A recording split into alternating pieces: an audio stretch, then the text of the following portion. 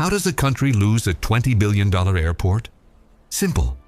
Build it in the middle of the sea and underestimate how soft the mud beneath it really is. In the 1980s, Osaka's local airport was overwhelmed with traffic, but the city was boxed in by dense neighborhoods and mountains. Every flight sparked noise complaints, and there was no room left to expand. So engineers proposed something radical. Build an entire international airport out in open water, miles from shore, where planes could fly day and night without disturbing anyone. Crews carved down mountains on the mainland and hauled hundreds of millions of tons of rock and soil out to sea on non-stop barges. Layer by layer, a massive artificial island rose out of the waves. A sleek, wing-shaped terminal was built on top, designed to handle thousands of passengers and withstand fierce ocean storms. The world hailed it as an engineering marvel. When Kansai International Airport opened in September 1994, it worked flawlessly. No noise complaints, smooth operations, global praise.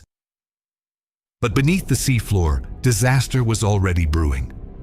Osaka Bay wasn't solid bedrock.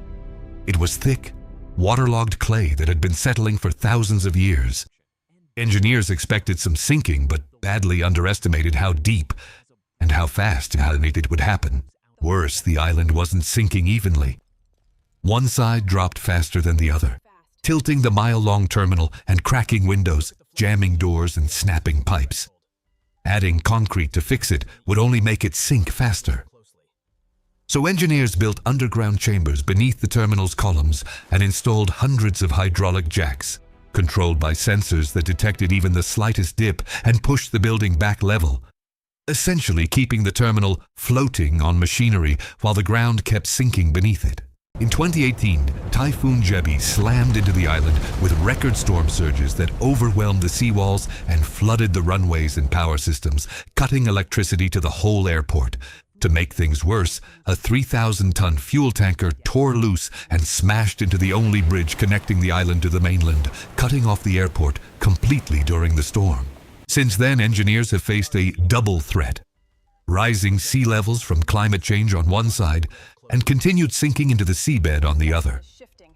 Warmer oceans are fueling stronger typhoons, and crews are locked in an endless cycle of raising seawalls and reinforcing defenses just to keep the airport dry. Kansai still operates today, serving millions of passengers a year. Its terminal quietly held level by hundreds of sensors and hydraulic jacks working non-stop.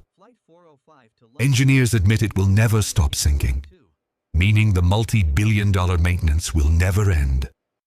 The lessons from Kansai have since shaped how artificial islands are built in places like Dubai, Hong Kong, and China.